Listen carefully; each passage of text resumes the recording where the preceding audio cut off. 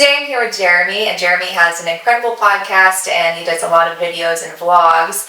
So he's well versed on being behind the camera like this, in front of the camera, I should say it like this. Geremy, can you tell us a little bit more about what you're doing currently? Yeah, so like I said, Geremy Davis, man, played in the NFL 6 years. I've now coached high school at Prairie High School down in Gilbert, and I run a golf channel called Golf and Gospel. I enjoy competing. I have a passion to share who Jesus is and just learning about other things like entrepreneurial stuff, talking about culture stuff, man. So have a great time doing it, man. I thoroughly enjoy it. That's awesome. Yeah. And how long have you had your podcast? It's not just a podcast, that's the thing. Like you are. I would say it's more of a channel. I've done podcast like stuff, like kind of sitting down with people at Top Golf, people who can't like go out there and play 9 holes of golf. Mm-hmm. But I would say probably been doing it 2 years, but it's been official, like an LLC, probably for like a year and a half now. Okay. Yeah. And I met you through that. I think you reached out. Yep. That was probably 2 years ago. Yeah, that's a while ago. The start. Yeah.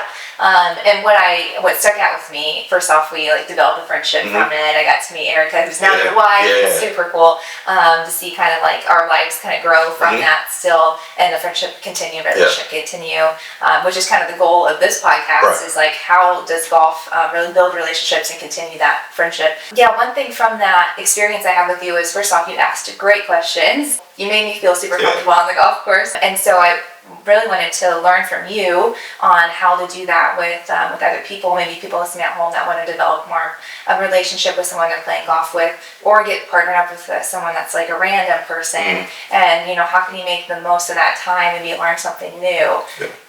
And the premise behind your channel, Golf and the Gospel, is asking really deep questions, and questions that people maybe don't get asked very often. So that's a really cool experience to learn from people through their experience and through asking those tough questions. Yeah, no, I agree. One thing is too, because I know people might have an opinion when they see the word gospel, but we're not so spiritually exhausting where you're just hearing so much like evangelizing. Like I said, we do talk about culture stuff like, hey bro, hey, waste management this week, dog, I like this person winning. Or like, hey, Super Bowl's on, man, like, who do you like to win between these teams? We talk about a lot of things. We talk about a lot of entrepreneurial stuff like, what's like to build a business like. I'm sure by the time this comes out, but this current episode is coming out, I'm doing one with a golf agent who battled leukemia. So he talked about his story, like hearing that news and the support. So like we have those too, but like at some point you will hear the gospel, but I don't want people to think like it's so overbearing where it's intimidating, but like I do have a love for Christ where I want you guys to hear this, but there's plenty of other things to talk about as well. Absolutely. A lot of your episodes on your channel are on the golf course. What do you think makes a golf course such a unique place to build relationships? Well, first off, I'm stuck with you for 4 hours. So either it's going to be an awkward silence or we're going to find a commonality that breaks that silence. That can be sports, there can be food, there can be like, hey, I'm from here, I'm from there too. You know this person, I know them too. And then that just kind of flows a natural conversation. I do, for me personally, always am ready to evangelize if needed so. But it's not like I'm trying to Bible thump you right away. I just hope through either my character, my language, or how I profess Christ that those people hear who the gospel is. And then sometimes, hey, we might just talk football and it's like, hey, I don't know how Arizona just lost to Seattle, bro. Like they did this and it was just weird. So just trying to find that common ground in some way. And I think it's going to come at some point.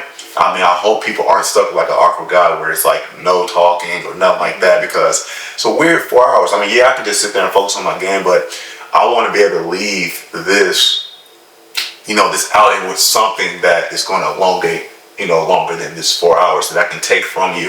And if it doesn't, at least it was a fruitful time. Just had a good time competing and getting to know you and who you are. And I might see you again, I might not, but I feel like it's a natural thing that happens on the golf course. Like it's 4 hours of your time. So I would hope someone can build some type of rapport, relationship from there. Absolutely. Yeah, and on that note, like the 4 hours, right? Like we have options within that. There's different ebbs and flows too, right? And like it's not always going to be like, and if you're not in the same cards, you're not always going to be able to have those conversations.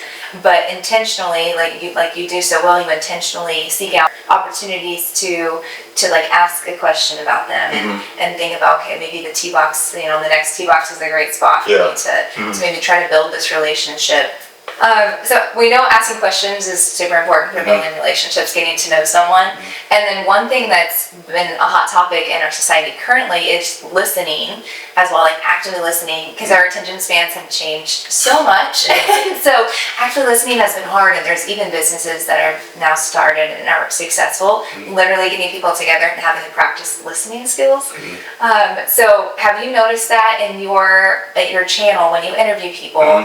Has your listening skills developed, and are there tactics that you've learned to kind of help you and engage in that conversation by being an active listener? Well, yes, great question. So with my channel too, a lot of time I'm servicing the guests. So it's never really about me. It's about like how this person's doing, how they got to where they are, how they built this successful, like whatever it is, it services the person. And if I want to, obviously, I'm hosting, I want the conversation to flow really, really well. I have to listen, because how do I have a follow-up question? How do I respond to this? And one thing I've learned is I have to be present in that moment. I can't be like, okay, I'm asking this question, but like, damn, we got a part 5 next.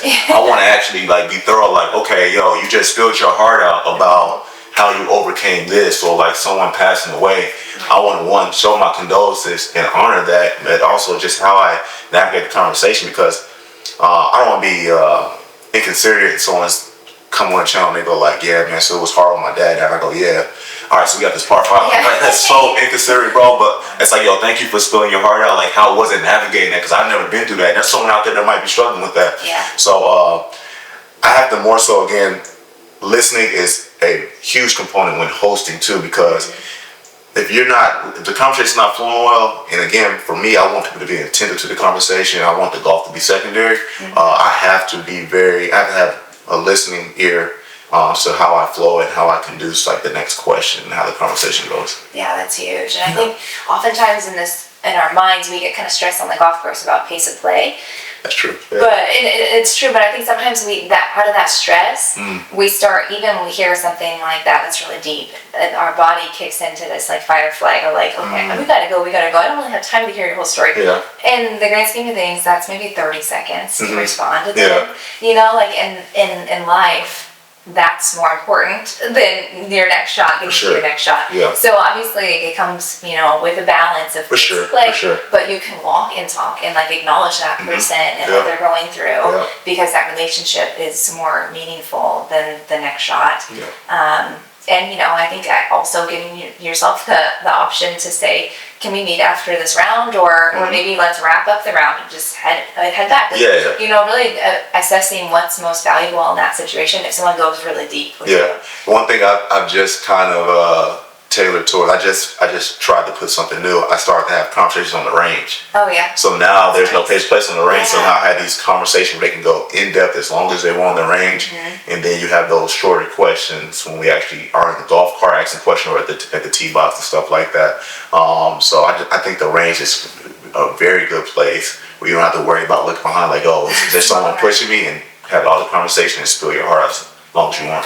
Yeah, that's good. That's a good tip. Like, come early to the round, maybe sort of encourage your friend to come early and then catch up on the range first. So that way you just get all the life updates out of the way. Exactly. Yeah, that's awesome.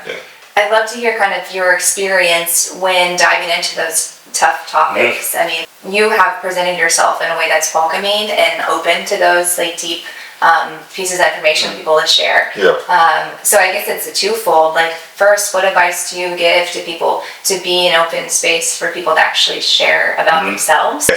First thing is just my character. How am I presenting myself? How do people feel when they see me? I think obviously naturally I do have an intimidating presence. I'm 6'3", black dude, dreads, whatever.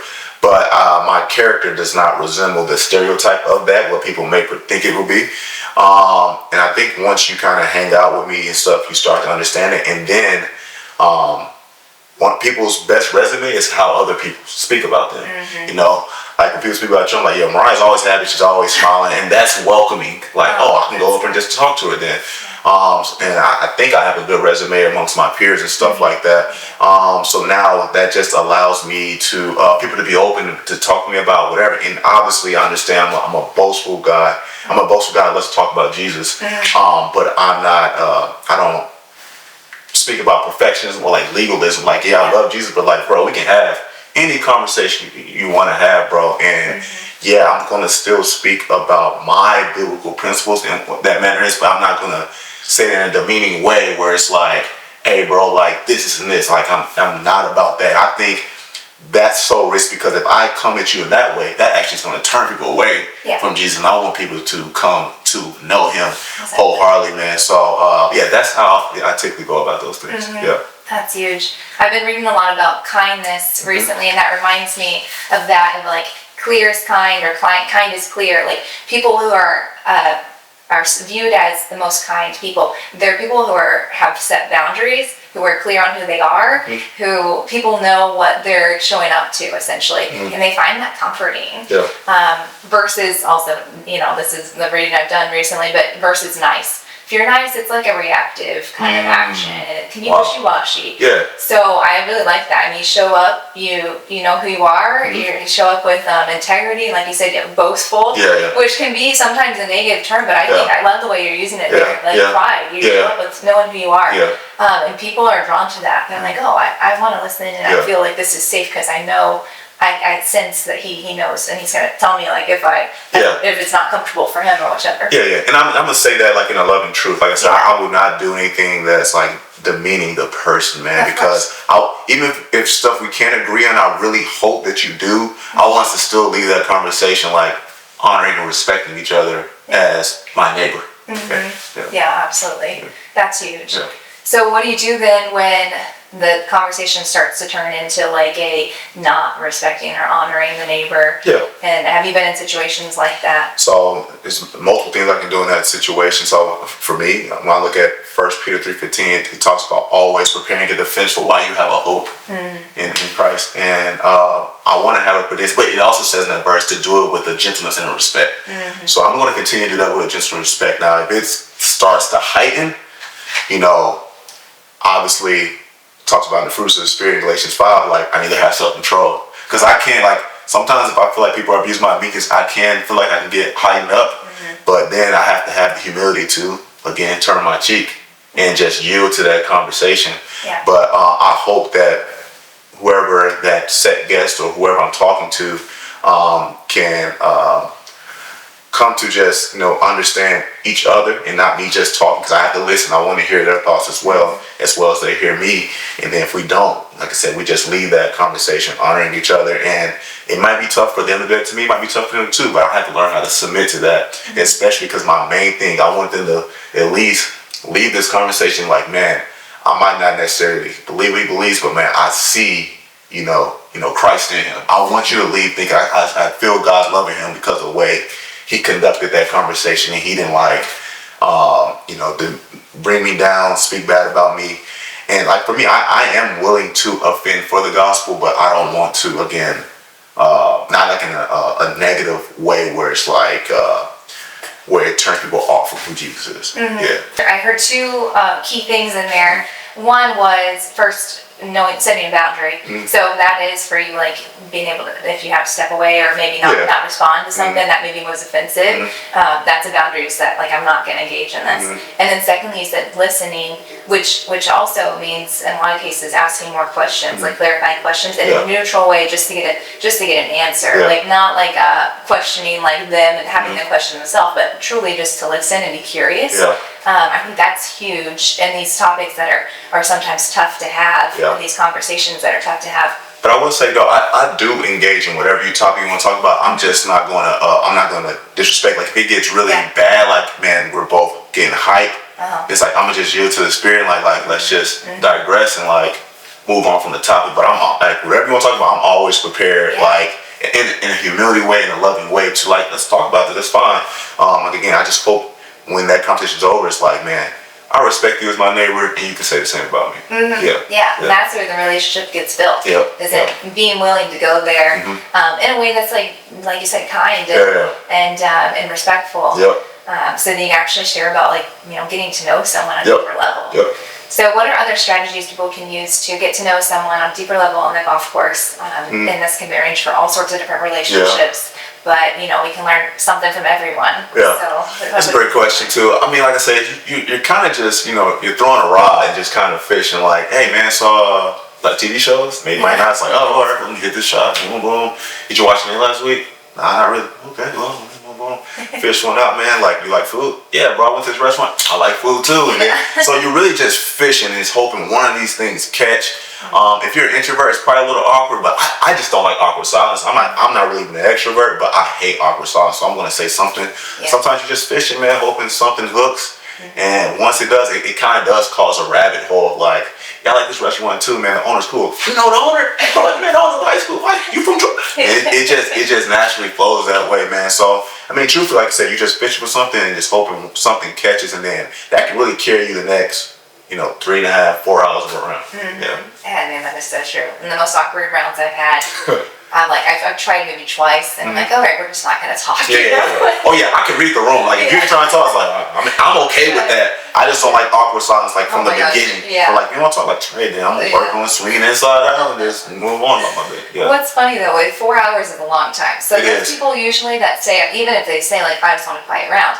Usually they'll be willing to talk after the turn, and they're the ones who start the conversation at that point, which is kind of funny. But I respect you for throwing out more ideas, because usually I'm like, get 2 and I'm like, all right, I'm done.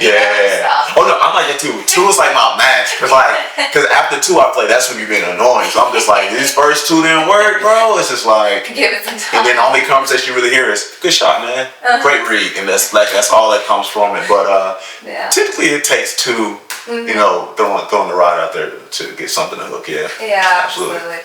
Well, it's nice too. I mean, what we love about golf is that you see someone's character in the way that they handle their own game, which is why people say like business can be done on the golf course. You can see how someone reacts to stress and being under pressure. So that's one thing too. I'd love to hear your opinion, because you've played with a lot of people, a lot of different situations, and I love your perspective you have on the game and also relationships. So I'd love to hear, when you see someone kind of struggling with their game, is there any strategies you use to kind of keep that relationship going and keep, supporting that person, or is it something just like back away? No, well, if they're, because some people don't want to be helped. Some people man, because sometimes I don't want to randomly try to coach me sometimes. But coaching is way different. Yeah. But in terms of just simply encouraging, man, for me, again, being a follower of Jesus, man, that's what I'm called to do, bro. Like, I gotta uplift this person. Like, hey, bro, you 3-putt, you just 2-putting, bro. Like that's good. That's progress, bro. Even that, that 2-putt was probably called a bogey or double. Like, that's still progress. And how am I still uplifting my neighbor if that's me using the word of God, or just me using secular language saying, hey, good putt, or way to forget about that last shot, move on to the next shot, which is really, Philippians 3:13. Just how am I uplifting and encouraging my neighbor just regardless? And I hope people do that to me too, man. A lot of times people from my channel, they beat me. So I see them encouraging me more than I'm encouraging them. But I think that's important, just to uplift people. And I hope that is also carried off the golf course too. When maybe you're having trouble at home, having trouble at work, that I can still encourage you. But a lot of principles that we learn in life, we can't learn on the golf course, which I'm sure we're going to get into that. But it's important to encourage. I got 4 hours with you, man. I'm not gonna just watch. It'd be hard for me just to watch you. Like, dang, dog, he just shanked another one. I gotta say something like, hey, bro, it's all right, dog. I just gotta do something to uplift them. Yeah. Well, like you said, the lessons we learn on the golf course, right? And the strategies we use, the things that we learn even in reacting to our partner or to our own shot. What have you seen that you reflected on that, and how golf is related to life as a whole? Oh yeah, 100%, man. Because first off, golf's a humbling sport. We can all come to know that. And the average person who golfs is not like those elite guys. So I think there's more relatability there. But yeah, I think golf is just like life, man. You can control your shot, but then sometimes it doesn't go the way you want. Sometimes it can be our own faults that we put ourselves in that situation. Sometimes it can be the conditions of life. But when I get to that next shot, what am I going to do to control how I play the next shot, my attitude going into it? I can go into that shot angry, and then it causes more trouble. Or I can figure out, okay, this is a weird lie. It's tough here. The wind's going left to right. If I just play my slice, because I'm a natural fader, this should happen. And then you go into that shot with wisdom. Hopefully we see a good outcome. But then if we don't, I can still have the the contentment that like I did everything I could for that shot, Yeah. but now I got to move on to figure out this next one. And we've learned too, just like with any problem in life or challenge in life, it comes to an end. 18 holes, it comes to an end. So you end up completing and finishing, and now those trials are now done. And you still have those trials to remember, but you grow something from that. So it's not like you're just going to be shanking forever. At some point, you get to hole 18, you put that last putt, and those things are over. Just like things in life, man. Any stress or depression, grief, or any challenge you're going to life, at some time it comes to end, and we pass through it. It's the same thing with golf. Yeah, that's great advice to give someone who maybe opens up to you about something on the golf course, and while you're out there, share that wisdom. Things come to pass. Yeah, huge. Well, you're a very competitive person. We've heard that today, but also in your background in the NFL.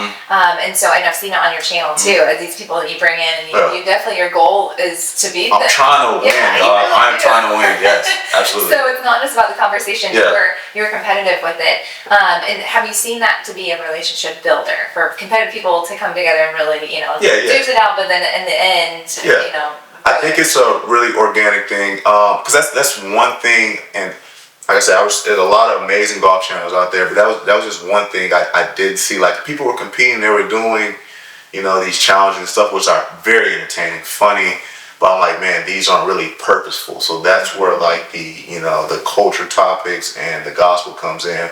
But then like that competitive nature is still also the party. Like, if you come, it's like you're gonna hear this great conversation, but like, hey, you rooting for Geremy, you rooting for Mariah, now you sitting there like, man, shoot, Mariah's up 2 strokes, Geremy has to make this birdie. Oh, he missed it. So like, there's still that entertainment component to it. And like I said, golf has given me the ability to still compete without hurting my body even more than what it has done in football, because it's obviously one of the most less physically demanding sports that has longevity. Because like, for me, it's hard to go play like basketball again. I love playing basketball, but my knees hurt from football. Or like going out and just like running a couple routes, and like just seeing like I can't do that. But like, football allows me to compete, and it's something I'm gonna be chasing for a long time. So I'm never gonna perfect it, but it gives me like something to reach and like go after and get. So it for me personally, like, it still gives me the what's the word I'm looking for? The structure like football. Like, Chelsea just made one. Shout out to my dog Chelsea, dog, first off. But she just gave me like a shout out to my dog. She just gave me like a structure. Like, Monday you work your short game. Tuesday is you go to Golf Tech, shop Golf Tech. You work those things, and then Wednesday you practice those things. We work that, and then like you go play like with the 9-hole. And Friday, Saturday is like you go play. So I love having, it's a similar structure to football. Monday was like a review practice day from the game. Tuesday was off day. Wednesday was like our first, second down day. Thursday was like third down, red zone day. So it gives me similar structure like football. Now I'm bringing it to the game of golf where I'm still able to compete. And it's just like in football, how we have away games and we travel. Me and Noah love traveling on the away roads. It's like, hey, dog, I'm playing this person. We're at this course. I got to study the course. And right now I'm doing bad on the road. But I love having those similar structures, man. It's super fun. And like keeping a record and stuff like that, I thoroughly enjoy it. And I love that you're throwing out all these names of people that you've connected with through your channel, through golf. Like your coach, Chelsea, Noah, your videographer, your photographer, he's right there with you. Like, people that, I mean, you and I, like, we met because of golf. Like, you DM'd me on social media, and there's so many things I don't like about social media, but what I love is the connection. For sure. And then being able to just like meet people you wouldn't normally come across. So social media has its good and its bad, man. I think it's just the intent on what you're using it for, and you hopefully your intentions in using it is purposeful. I'll say that much. Exactly. Well, I love that. And on this channel, we talk a lot about setting your intention for the golf round, or I mean your day as a whole. But for the round, you show up and you say, okay, it's today where I'm going to focus on just my game, and I'm going to communicate my expectations to my foursome. Of like, hey, I'm in the zone right now. I'm working on some stuff. Sorry if I'm like a little bit. For sure. Or like setting the intention of like, I really want to get to know this foursome today. And intentions are huge. So like you said, having purpose behind what you're doing is where you really invest in the time. Totally agree. That's a great point. So, the party manners are don't bring up politics, religion. I think money's the third one. And on the golf course, I mean, sometimes that's almost a taboo as well, bringing up those topics. However, those topics can be really relationship inducing and build a really bonding experience, because you're opening up about topics that make you very unique, because those are unique topics, and some people get heated about them. For sure.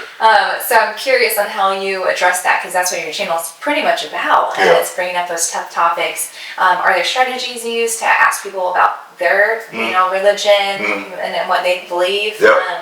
And then, how do you handle that if it's like shut down? Well, I would say for my channel, I want everyone who comes on there is a Christian, so that's kind of already like set in stone. I would, which I do believe that they have they're unashamed to obviously boast about who Christ is and how they walk out their faith too. Because again, the number one goal is the gospel, encouraging people in Jesus, and then like the secondary is like the golf, and like I said, the golf is up and down, but the gospel is the same every day. So it's different when it's on the channel because we're already expect to talk about the gospel. Now the question you had in terms of just like a regular round, is different. So again, it goes back to that verse I said in 1 Peter 2:15. I just need to be prepared to speak about that. Sometimes I might see like little things, like I saw somebody at grass clippings, they had like I Am Second band going. I was like, oh, I love your band, bro. And then that flowed into us, talking about the gospel. Sometimes it can just be my character, my speech. It's like, man, something's about him. And I don't always walk this out perfectly, so I don't want people to think like I'm bullshitting myself. Sometimes I might slip up and say a curse word too, and that's what's awesome about my wife, because she always says like, you gotta watch your language, man, because if we're reflecting the gospel, we want people to be drawn near to us. We don't want people to like, obviously go against that, because like say hypothetically, I'm saying profane language and I'm speaking ill will about things, and I say, yeah, I'm a Christian, I'll be like, whoa, what? These things do not equate to what the biblical things that said align with who Christ is at all. So I have to be very cautious of that, because again, just in life, bro, because I know the ramifications of not knowing Christ, like I want to make sure I reflect him the best I can, so people may come to know him. But ultimately, long answer short now, I just want to be prepared for when those conversations come up, and then if I see any like thing like, oh, nice shirt that has like a verse on it or something, that can easily roll into it. From a political standpoint, I honestly don't follow politics enough to have a input. I just kind of, when people just say the size of both, I just try to find where Christ is in those what's the word I'm looking for? I guess in their agendas or in their policies. And ultimately, I know a lot of people make fun of Christians for saying, well, like, God is ultimately king, but he is. But one thing is like, whoever's putting presidency there, let's make sure we're honoring what they are obviously establishing, if it obviously honors Christ. And more so, like, all I can know is like, whoever the president is, like, just pray for them. But I don't really know how to have those deep conversations about politics. I don't follow enough to be well versed. I'm not going to fake it like I do know it. So well, I love that you said like, I'm not going to fake it, like you treat yourself. I know what I want to prepare myself in, and I know what's important to me. So it's spreading the gospel is important to me. I'm going to make sure I know I've got my end on that. And then other things that's out of my comfort zone, I'm not feel like I'm prepared enough to speak on. I'm not gonna necessarily do that. And I'll vocalize that too, like, hey bro, I don't really know which side. I mean, I know like some of like the big things, like pro this, pro that, and about all that type of stuff, and it's like, okay, this align with what Christ would want for us, and I can give that input. But when it comes to talk about all these other politics, like, bro, I'm like, bro, I'm not even well versed to like have this full conversation, and I'm not gonna act like I understand. You can explain it to me if you want. I don't know if that's gonna like sway my thoughts politically, but like me, I'm just trying to say, man, whatever you're telling me, like, man, this is aligned with how Christ would do things if he wanted to put someone in headship.